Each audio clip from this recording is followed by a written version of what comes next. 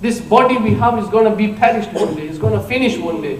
When you are buried inside the grave, do you know within a week, a person's body starts to deteriorate? The insects inside the grave, they start eating your body.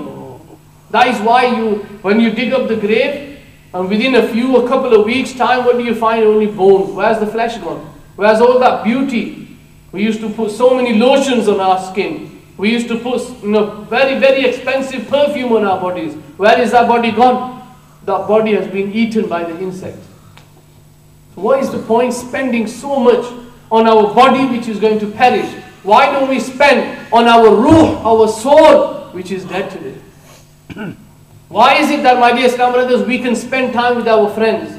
We can wake up all night talking about useless things. But when it comes to the masjid to listen to a bayan, we can't even sit for half an hour. Why is it that we can pick up a magazine? We can read the whole magazine in 1 or 2 hours. But when it comes down to read the word of Allah, the Quran, we only read for 5-10 minutes and then we close and we walk off. Why is it that we can go to our friend's house and we can spend hours and hours in his house, but when it comes to the house of Allah, we want to be the last ones and the first ones out? We have to change, and if we don't, my dear Islam brothers, then there is a problem. Just think to yourself. There is a hadith of the Prophet ﷺ. He says that the soul of a person, the ruh of a person, it goes to the court of Allah and it says, "Oh Allah, give me permission so that I can go back to my grave and see what my body is like." And that soul, your soul never dies. It is only the body which perishes, but your soul is always alive. And that soul, it returns back to that grave. And when the soul, it sees the state of the body, that there is blood dripping from the person's nose, there is blood flowing from his eyes, his color has changed, his body is changing color. It's gone purple, it's green, it's bursting. There's blood and pus flowing from his body. The soul, it says to that dead body, this is where you have ended up. You spent so much time making yourself look beautiful, and this is your state today. And then a few days later, the soul, it goes back to Allah's court and it says, "Ya Allah, give me permission so that I can go back and at least I can watch my body." And then the soul is given permission. It goes back to the grave and it sees that the dead body, there is flesh missing, the nose is missing, the eyes are missing, there is holes in his body, and there is blood and pus, and there are insects crawling around his body. And the soul, it says to that body again, this is what you have ended up as. This is why we are all going to end up as, my dear Islam brothers, unless we try to change ourselves. Alhamdulillah, that was a Buzurg Rahmatullahi Ta'ala alayh, back in 1975 or 1976. About that time, in Iraq, 2 bodies were found. And these bodies were the bodies of 2 Sahaba-e-Kiram, 2 companions of the Prophet ﷺ. The graves, they were like all broken. So the ulama, they gave the fatwa that their bodies can be taken out and taken somewhere else to be buried. And it says that for 4 days, their bodies, and this was in the headlines in the news of that time as well, that the whole world, every single Muslim country was sent a letter. Whoever wants to do ziyarat from your country can come and do the ziyarat of these 2 buzurg. Their bodies, after 1400 years, it seemed like that they were buried yesterday. There was still water dripping from their hair, as if they were given ghusl today. Why? Why is it that nothing happened to their bodies? And then if someone buries me or you, we'll be finished within a couple of weeks. There'll be nothing there. I don't know if you've been to the graveyards of Makkah or Medina Sharif. When you go to the graveyard and you ask the person who is in charge of the grave, just ask him what happens, and he will tell you that after 3 or 4 weeks or even latest 6 months, we dig up that grave and we only find bones. We don't find the flesh.